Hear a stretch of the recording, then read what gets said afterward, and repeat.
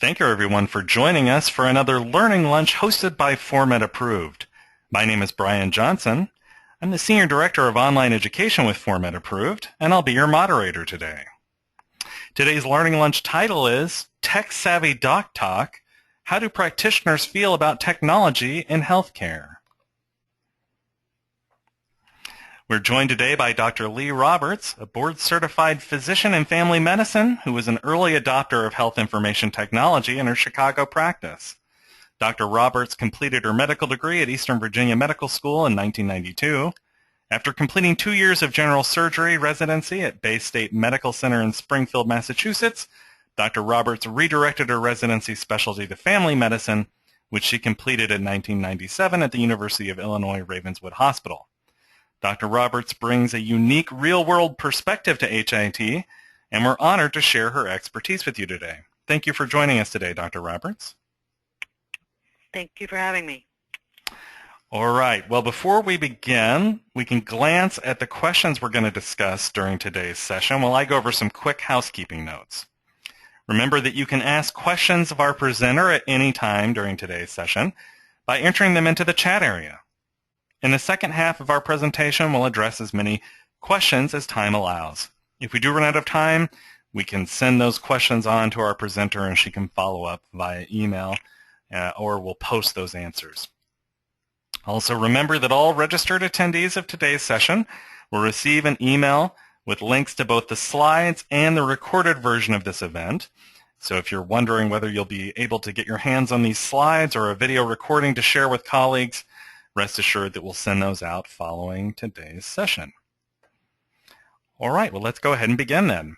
First of all, you are an early adopter, Dr. Roberts. What prompted you to move into the EHR and HIT universe earlier than many other providers? I think it was a unique opportunity that was brought to Chicago by the Bureau of Primary Health Care, and they were looking to pilot a program using community health centers to try to see if using electronic health records would benefit the system. And at the time I was medical director at a community health center in Chicago, and we got involved early. And honestly, unless they'd come knocking, I don't think it would have happened. So then when you moved into private practice, you already had experience with the system, is that it? Yeah, that's right. So because I had been exposed early and actually got very educated, saw a number of systems sort of across the country at the time. We went on a discovery tour and looked at systems firsthand, asked a lot of questions and learned a lot. That was a period of 4 years. So then when I actually went into private practice, I went in knowing that I was going to go in electronic because I knew that being electronic was the future. And so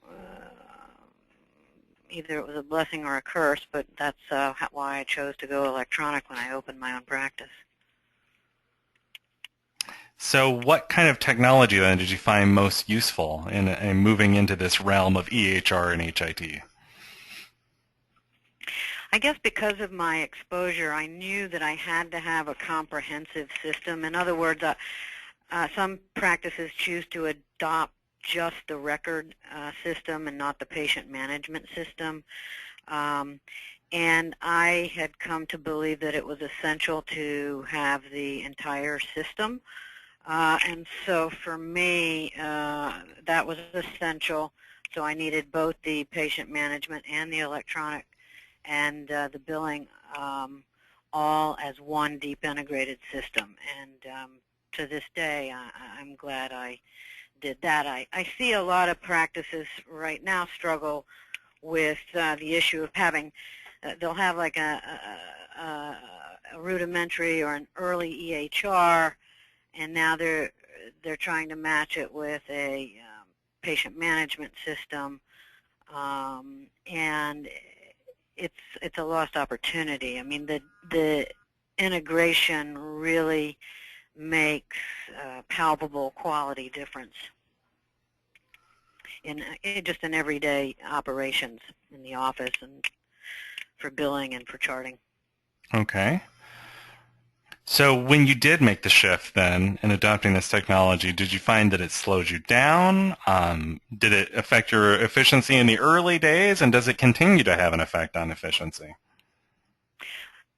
Well, I actually had two separate experiences. So I had the complete startup experience at the community health center where I was, where we actually converted an entire clinic from paper to electronic.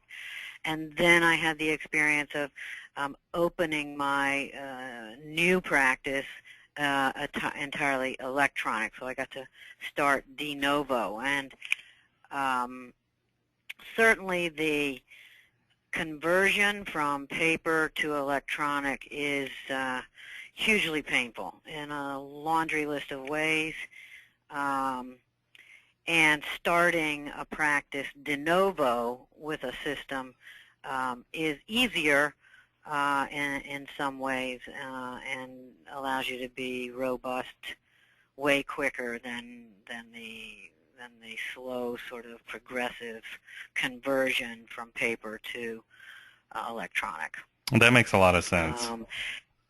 Yeah. Now, obviously, once you get there, once you get converted, once you're operational, you can rapidly see improvements in your efficiency.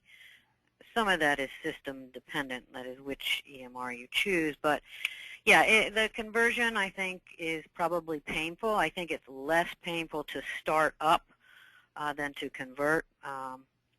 But either way, that is, I mean, that's where we're going to live. We're going to live electronically or in the cloud electronically. So one way or another, people need to get there. It says here Yep. on the slide that, your practice is, I assume this is currently, using Centricity. Maybe you could tell us a little bit about just how it's worked for you from an efficiency standpoint. Yes, I do use Centricity, and actually when I was in the public health center, we chose Centricity over the other systems that we looked at. So part of my choosing Centricity for my private practice was my previous experience with Centricity, but also had really found it to be way more robust than several of the other systems that we looked at. So when I went into private practice, I didn't even look at any other systems. I knew that I was going to use Centricity. So in fact, this week I just transitioned to version 12, which is the most current version. Well, obviously, this isn't an ad for Centricity, but when you say robust, what do you look for in an EHR that to you makes it robust? Well, that's a complicated and long, complicated question with a long answer, but integration, deep integration, is really key. Seamless transition between the patient management side and the health record side and the billing side is very important.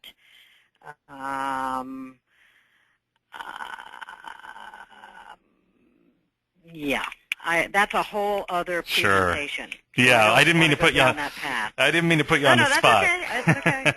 I was just curious. I think it's more than you'll want to get into probably right now. All right. Well, maybe we'll touch on it as we go anyway.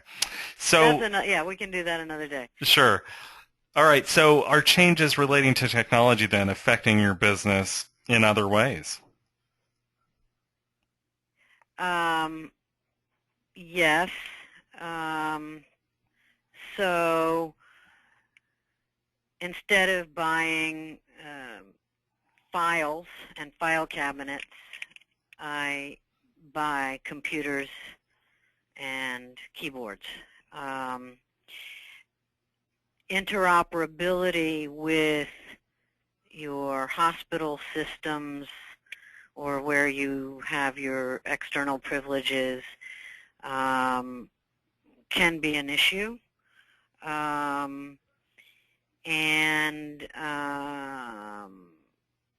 mean, e-prescribe has turned out to be a really good thing. There was some concern when it started that it might not be, but it really has turned out to be quite efficient.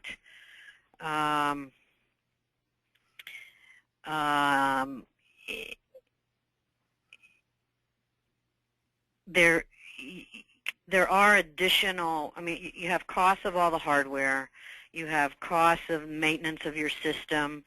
Some hospital systems can interact with you easier than others, but interoperability remains a huge concern across all sort of electronic options.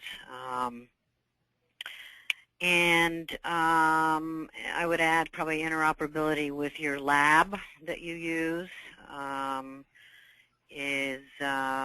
can be an area that's either really good or really bad, depending on the lab. Have had both experiences, but I interface directly with my lab, and so that's a huge benefit because all of my labs come back in and populate my medical record in all the right places, and that's hugely efficient. Some labs can do that, some medical records can do that, some can't. So those are just some of the ways. On the backside, the billing backside, each system varies. Some are more capable and more robust. I would say that GE Centricity is very robust on that side compared to others. Hardware is hardware. It's always changing. It's always dying. It always Yeah, has sure. to be updated. But that's, cost of doing business. Now, I know that a lot of people are really, for the first time trying to get their patient portals up and running. I wonder if you have any insights on that whole process, and if you found in your own experience that patients are, excited to use those tools, or what is your feeling about that? So I've actually worked with two. I had a period of time of experimenting with eClinicalWorks and their portal, and it really was not robust or user-friendly. Mm-hmm. I do currently have a portal with Centricity, which is much more streamlined, very easy to use, and people like it. We are rolling it out in a more limited way.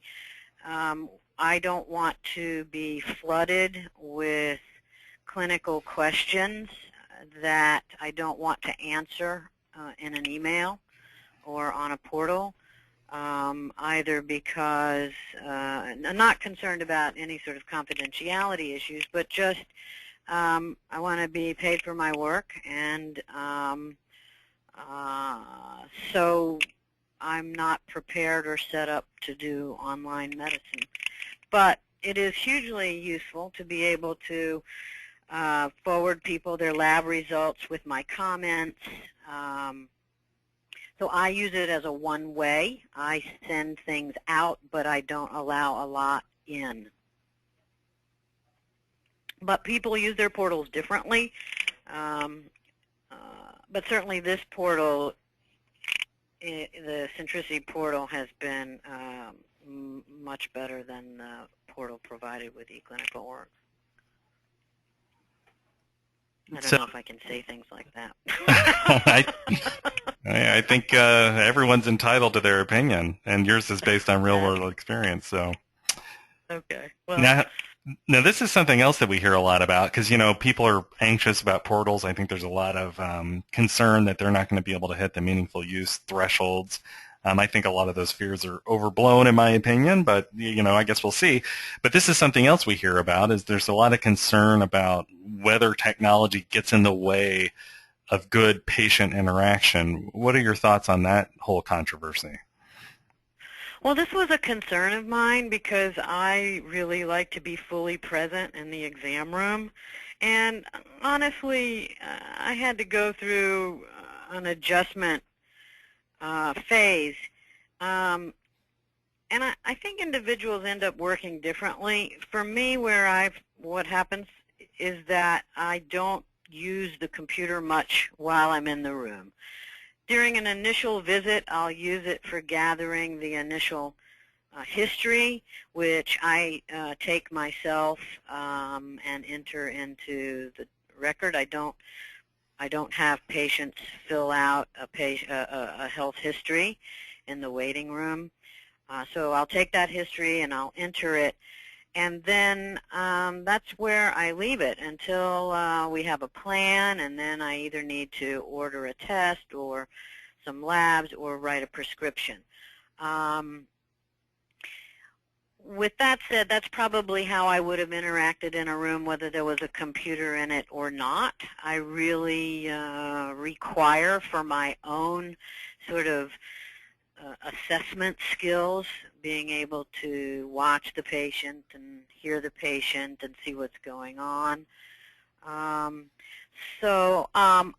certainly seen the gamut. I mean, I have been in rooms and been with docs who very much are just typing your every word the whole time with their eyes on the screen, and that hasn't worked for me. So it's something everyone has to sort of figure out for themselves. It is a time management issue, and so for me, I've found a method that works that allows me to be present in the room, but then get the essential data I need. I don't chart my visits at the time of the visit. I chart my visits at the end of the day. But all of my labs have been ordered, my prescriptions have been sent, and tests have been ordered through the system at the time the patient is here. So that's sort of how I do it, but people do all sorts of things. But I try to minimize the technology in the room, even though it's there, I guess. Yeah, I think I've heard that from a lot of doctors, that they do try to not let it become a distraction, certainly. Well, Yep. I do a lot of work with HIPAA, and HITECH made a big impact on that. And of course, we also do a lot of presentations on meaningful use and related topics. How did the HITECH Act then, and all this stems from that, how did that affect your decision making? Because you were someone who got involved in EHR before there were incentives. Well, I think because I had already been exposed, I knew I was going to have an EHR when I opened my practice. I mean, I think had I not had that experience, I probably would have bought a bunch of charts and had a chart room. But having that experience also prompted me to educate myself some, and the future clearly was electronic. So after that, sort of accepting that I was going to be electronic, I wanted a system that was going to make me work the least, basically. And having looked at different systems, they are not all equal, and some of them actually require way more work than one could ever hope, and others are much more streamlined. So that's why I went ahead and just started with a system.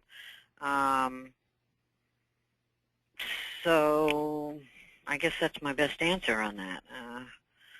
So it sounds like, they're not all equal. I think, in the discussions I've had, it sounds to me that a lot of people made too much of the incentives. Like they sort of paid attention to getting the incentive money and didn't pay as much attention to getting a system that they were going to have to live with for a long time. And it sounds like you're sort of saying something along those lines. Yeah. Well, I think that's probably true. I mean, there was this sort of fire sale kind of notion, get on board quick or else you're in trouble. Um, and I think that doctors by and large really don't know still EMRs, differences in EMRs, what what aspects of an EMR will actually help them and which aspects will actually slow them down. So, I mean, I think that people were just sort of, and still are just sort of trying to meet requirements and are not fully educated, don't fully understand what they're signing up for, and are left to discover it as they go along. Now, with that said, it requires a lot of time and a lot of work to weed through EMRs and patient management systems. And most doctors are just not set up for that. It just is not time. There's not time in the day for that. It hasn't been of interest. And so, there's a learning curve there and an adjustment, and we're still turning that corner. Unfortunately, it is something you really have to spend time on in order to understand what aspects are going to help you and what are going to hurt you. And that takes a lot of time, and that's not anything we have. And so it's a little bit of a revolving door there. And everybody, is pressed to make decisions and move forward, and I think what happens is some buyer's remorse as you go down the line. I think I had the advantage of getting exposed early, so I feel like I got to make a proactive choice about what I was doing to myself versus having it sort of surprise me or be inflicted on me. Yeah, and I think many doctors now are getting more to that point. We see these surveys where it seems like a lot of people are now, especially with stage 2 coming along, they're junking their old EHR that they never liked, and now they're a little older and wiser, and they realize that, they definitely know what they didn't like about the last one. Yep. Yes, that's right. I mean, and there's really, this was foreign to everyone, and everybody, you start to learn the limitations, you start using systems, you start finding out what they can do and what they can't do, and how they fit with your practice, and then you're more educated, you can make a better choice. But when this all began, people were just sort of frightened and said, you got to have it and go get it and go do it, and I think people did the best they could, but I think they were largely making poor decisions based on poor information. And certainly the companies didn't do you any favors. They certainly don't educate you either. They just want to sell a system. Sure. So you've talked about the importance of PM software and that sort of thing. How do you see technology then affecting your business from a financial perspective?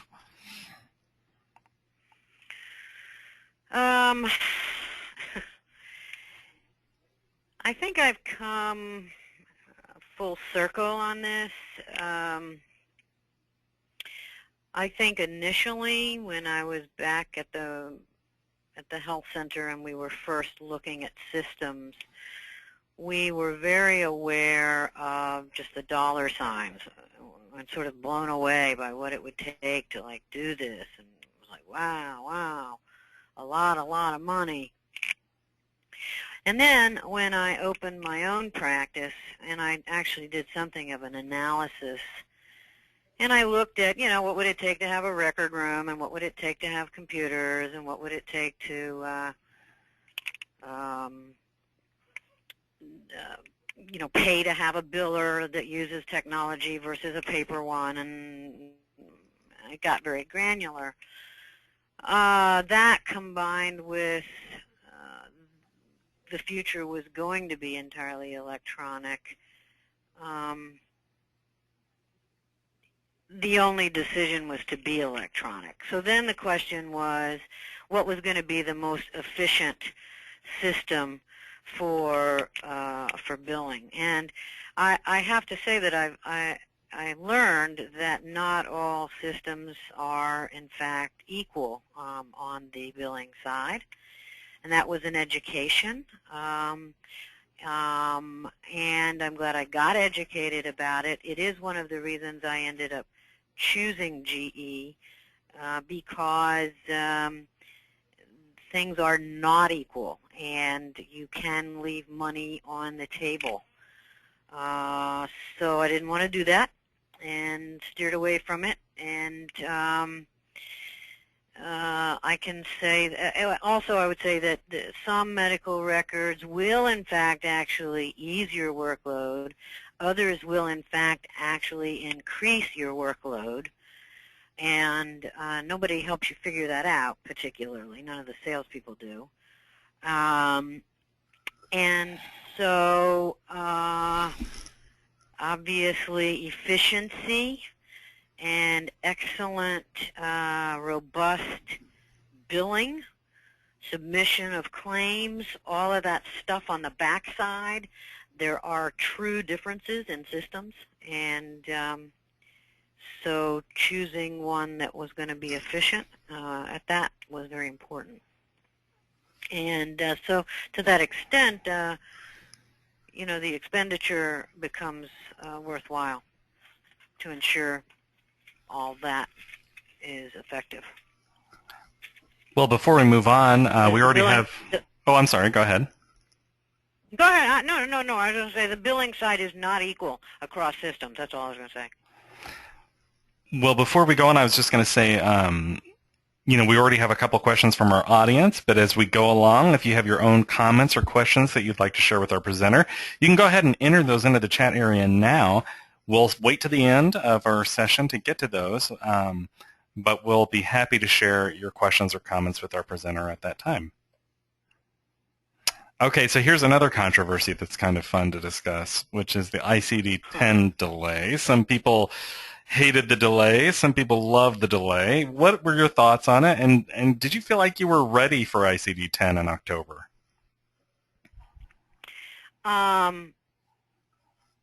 I thought the delay meant we should have a party. I have talked to the people who, you know, we just, I mean, the people who sell it are like bummed out, but the people who use it, it was, thank goodness it was delayed. There's even some buzz that it will not go out. It will not go out in October. I think it probably will, but it's a huge transition. I mean, for me, with my system, having actually just upgraded to version 12 this week, already I have both the ICD-9 and the ICD-10 codes appearing side by side together on all the visits and codes, and that's hugely helpful. I'll still have to go to ICD-10 school at some point here this year, but none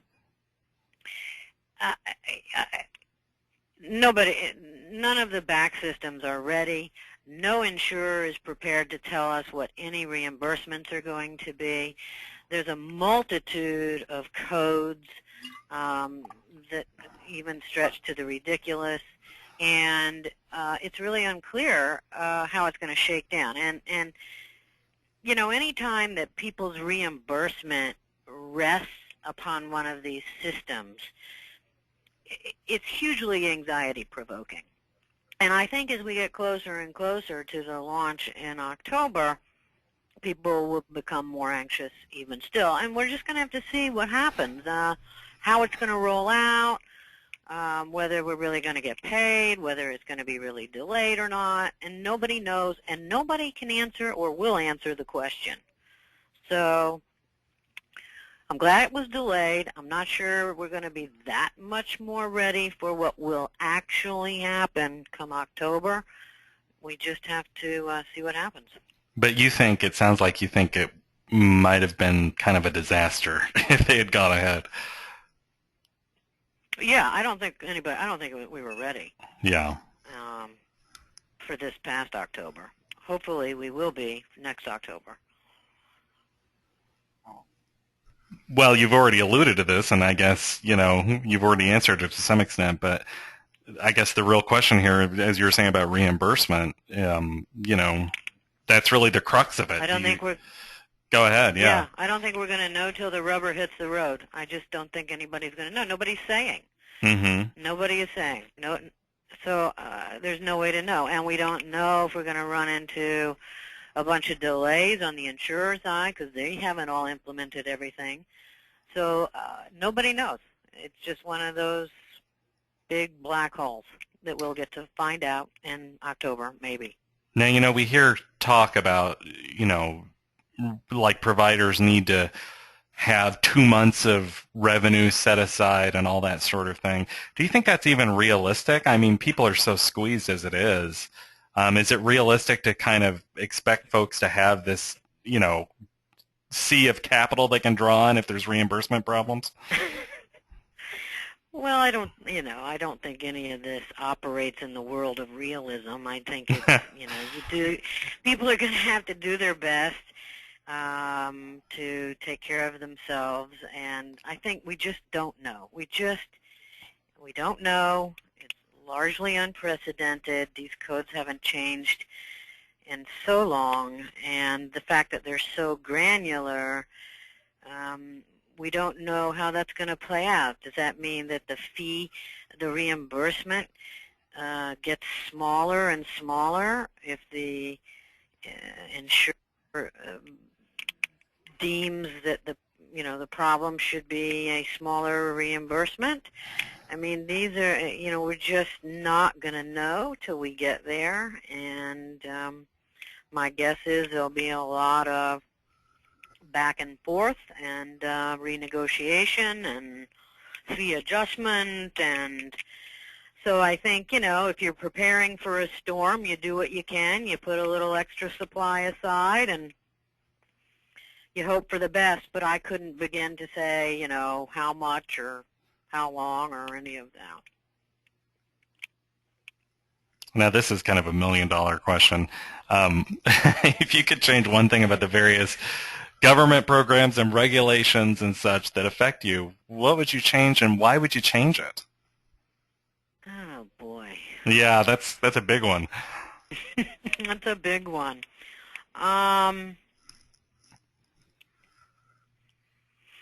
Well, I mean, I think Medicare. What do I want? I want to say single-payer health care, but that's probably an anathema, so I'm not going to say that. But we are going to have huge interoperability problems. No one spends money on interoperability because it doesn't profit anyone, but it does build efficiency, and we're not going to do that. So we should do that. That's what we should do, because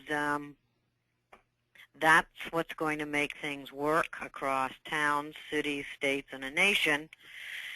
We're not going to do that. So given that, the best we can hope for is that some political decision will settle Medicare payments, so that that's not guesswork every 6 months.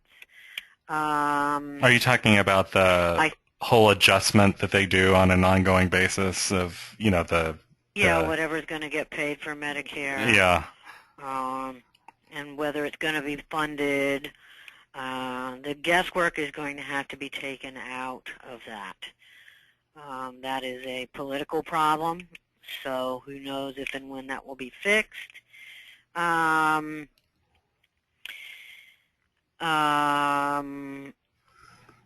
Expansion of the new payment needs to solidify and grow so that it's more predictable.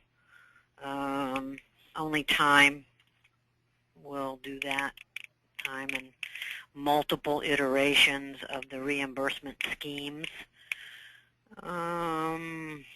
Do you see a move toward more pay for performance versus pay for service, or is that all just kind of hype?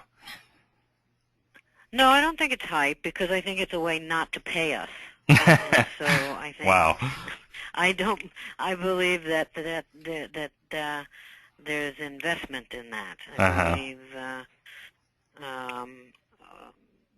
so. Yeah, that's what I think about that. All right. Well, we've got plenty of time for questions and answers, so if you've been holding your questions, feel free to type them into the chat area. We've already got several, but we'll make every effort to get to your question, and if we run out of time, we'll send those on to our presenter. Someone did ask if they can get the slides, and as I said at the beginning, we'll send those slides out. In a follow-up, we'll also talk here in a little bit about how you can learn more about Dr. Roberts and take advantage of some offers we have around HIPAA education. But before that, let's go to our questions.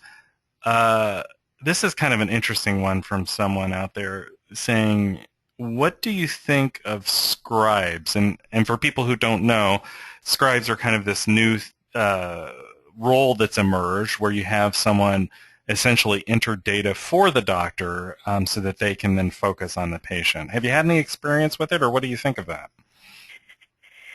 You know, I mean, I'm a small practice, so I don't use one, but I like the idea a lot. It's an expense, Sure. which somehow you have to account for on top of your medical record expense. But it is it's hugely efficient. I mean, you can keep moving, and someone else does all the tracking and prescribing and printing and routing, and you just keep talking to people. You don't have to interrupt your eyesight with folks. You can come in the room, you can sit down, you can have a conversation, you can do your job, which is how the medicine all started. You do have to contend with the privacy issues around someone else being in the room, but that has potential solutions. But I like the idea. I would love to be able to not have to fool with it, and at the same time have the efficiency of the record and the billing capacity and all of that. I want all that. That's strength in a practice. But the fact that my time has to be divided between the machine and the human, I don't like it. And so, yeah, I think the role of a scribe is a good one, and I think some folks are already using it, but, you know, it is another expense. All right. Let's go to our next question then. Question is, what do you think about skipping to ICD 11? So there's been some talk from folks about maybe we should just forget ICD 10 because other countries are already moving on to ICD 11. Do you have any thoughts on that, or do you think that that would even be more trouble? You know what? I guess I'm not. I can't answer that. I'm not really even familiar with 11. So me neither. I don't know anyone that really knows it that well at this point. I'm only getting to know 10 reluctantly, so I'm not sure. I'm sorry, I can't answer that. Okay, here's kind of a detailed question. How did you approach data standardization? Did you primarily dictate or use structured lists? I don't really understand that question. I'm not sure what they mean. Yeah. I have the ability to run reports on all the data across my entire patient database, and I can be very granular about that. I'm not real sure where to go. I mean, if the person would like to rephrase the question, I'd certainly like to try to answer it. All right, we'll see if they follow up with that and move to another question. Do you think doctors should have training on HIT subjects in medical school? Well, probably, except these days, they've already been, they come into medical school computer savvy. I mean, we are a generation away already.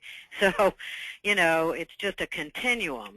So sure, sure. And I don't think people in med school now have been going to school with computer-assisted everything their entire educations. So maybe not as long a journey for them. Exactly. Here's a question about EHR. Would you like to see more oversight of EHR companies and the claims they make? I mean, I don't see how you can really... Potentially, yes. I mean, I was going to say, I don't know how you can really regulate advertising in a way. I mean, you can't keep people from saying, oh, we've got the best system in the world. It does all this stuff. Right. I mean, I think we could probably get to a point where there's some sort of minimum standards, but in a way, that's sort of what... meaningful use brings. Yeah. So meaningful use has sort of made a list of the things that have to be there, and so then the systems have been left to build those in and embed them. So, I mean, a large part of the Centricity 12 upgrade that I just did this week was to accommodate the meaningful use 2 and 3 requirements. So, the technology has to change to support what's required, and so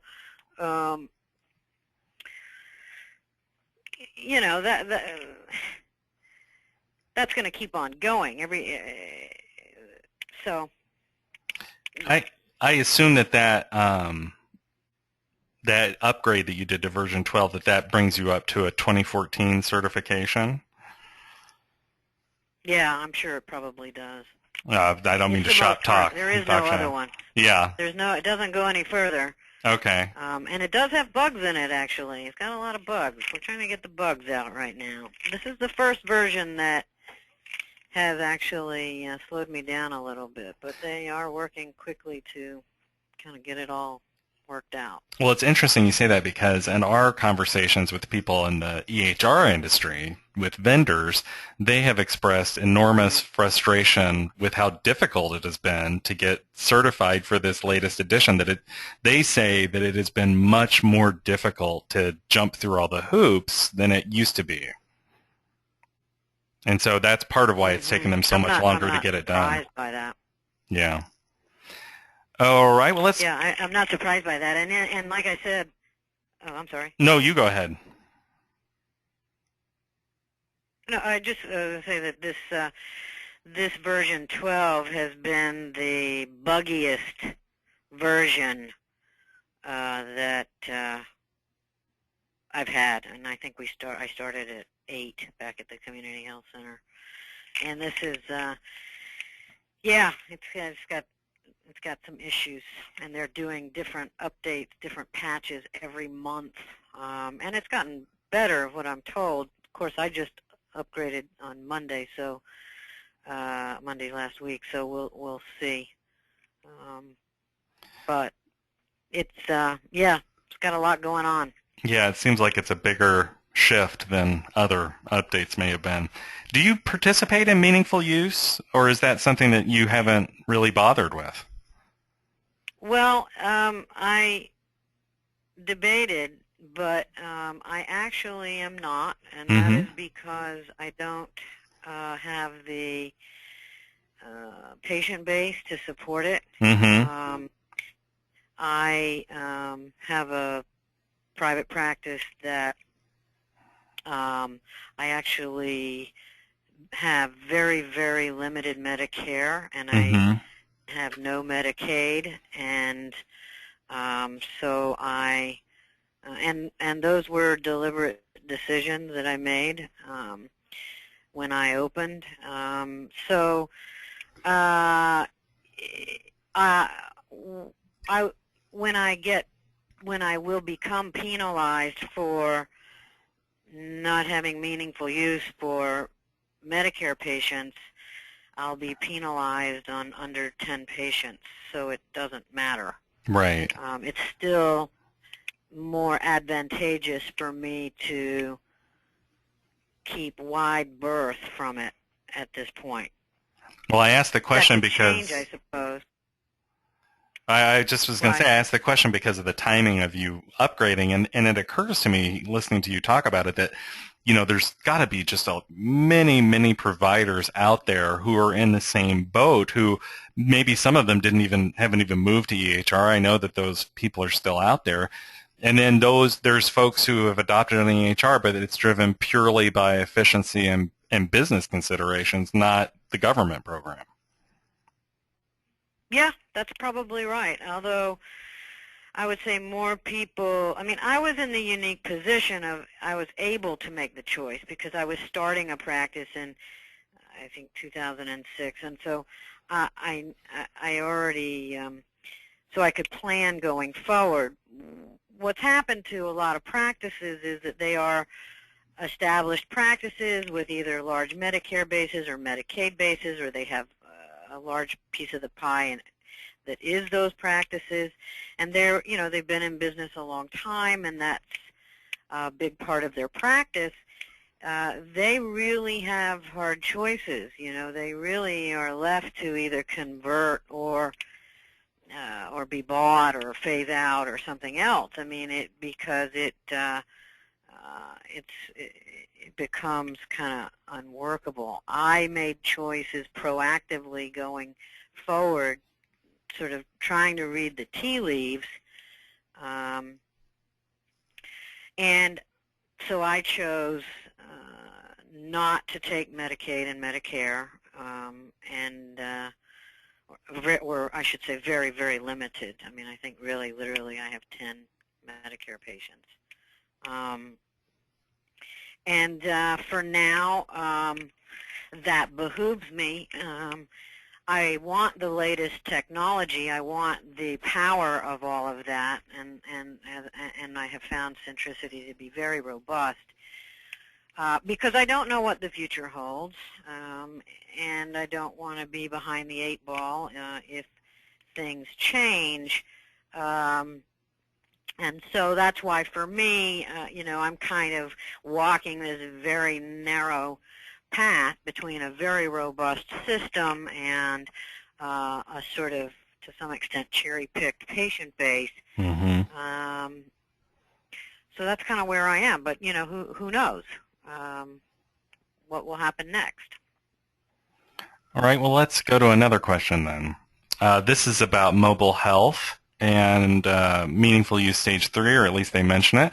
Have you had experience with patients who are using mobile health? What are your thoughts on that? And that's supposed to be a part of stage 3. Do you have any thoughts about that? Do you mean that the patient's calling in and I'm looking at them on a screen, or do you mean something else by that? Well, I think they mean wearable devices. I think they mean, and maybe they'll follow up and let us know.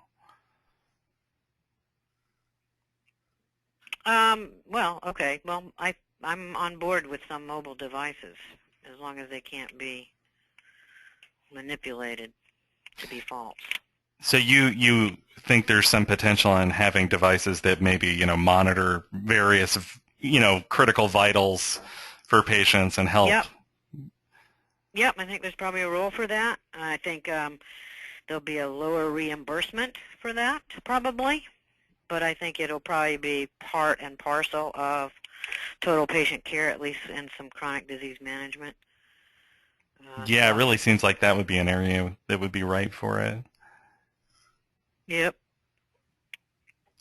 All right, let's look at another question then. This regards interoperability. How could we achieve better interoperability? And just to sort of dovetail on that, you mentioned, that you don't think we have a real structure for it. Is that a case where the government really needs to really just, lash the companies a little bit and get them all on board with doing it, or what are your thoughts on that? Well, yeah, I don't think the government's going to do that because business isn't going to allow it. But, I mean, interoperability is a real problem. I mean, the cloud holds real potential, but that would imply a universal cloud, and then somebody's not going to get paid, so that could be a problem. But, this is interoperability is a problem, and nobody wants to bear the expense. So it will remain a problem, and I don't see where that answer is going to come from. Now, some folks are highly integrated, like Cleveland Clinic and Mayo and such, but they've been doing this for a much longer time, and they're a closed system. So, every hospital system is trying to get just interoperability between all their various hospital partners and clinic partners, and nobody wants to pay for that. Well, it amazes me how often the ER or the EHR in the emergency department can't talk to the one that's in the hospital. I mean, you still hear about that kind of thing. Absolutely true. I mean, from my office, I mean, I have to, log in to the hospital system to, get all the stuff. Nothing comes back to me automatically. So, I mean, yeah, I mean, it's what everybody wants, is seamless interoperability across their medical system, and it's what no one wants to pay for. So, and honestly, there would need to be changes and upgrades in even the computer technology that's available right now. I mean, a lot of it's really pretty limited. Yeah, it amazes me how little progress there's been. It does seem like 2014 is better, but it is surprising that there, or maybe not, but it's disappointing, I should say, that there isn't better interoperability even at this point. I certainly thought when I started on, working with EHRs, now, I don't know, probably 10 years ago, I thought we'd be much more cosmic by now, but we're just not. It's a very sort of rudimentary process. All right. Well, it looks like we've gotten through all of our questions. We didn't get a follow-up on that earlier one, so I'm not sure if you're able to address that. But anyway, thank you, everyone, for asking those questions. Before we sign off, I do want to mention that as you can see on your screen and as you'll get in the slides after this event, if you'd like to learn more about Dr. Roberts and her professional services, you can go to www.hejira, am I saying that right? hejirahealth.com? Yes, Hejira Healthcare, yeah. All right. And you can also, if you'd like to talk to Dr. Roberts about a speaking engagement, you can see the URL there on your screen for taking care of that. I'd also like to mention that we're having our first live HIPAA workshop here at ForMed Approved. Many of you know that we offer self-paced online training in HIPAA, both for the workforce and for the compliance officer. But now we're offering a new endeavor. This one is an instructor-led workshop for anyone who comes into contact with PHI. That session will air on October 29th. That's next Wednesday. So if you're interested in learning more about that, you can go to www.formedworkshops.com. There's discounts available for groups, and really it brings together the best of both worlds because you can get everybody together in a room and do the training together, but you'll also have access to a recording in case you can't make that live date or you have folks who, have other commitments at that time. I'd like to thank you very much for joining us, Dr. Roberts. It was a really interesting conversation covering a lot of different topic, so thank you very much. You're welcome. Thank you for having me. All right, and thank you to our audience for joining us. You can visit formedlearning.com to learn more about our upcoming Learning Lunches, or you can just go to our homepage at Formed Approved and click on the Learning Lunch lunchbox, which you can see on your screen. You'll see a list of our upcoming topics. Our next one is going to air November 4th and has the title Compliance Officer Role and Responsibilities. So we'll be back on a HIPAA topic at that time. Keep an eye on your email box on our homepage for other upcoming topics, and thank you again for joining us today.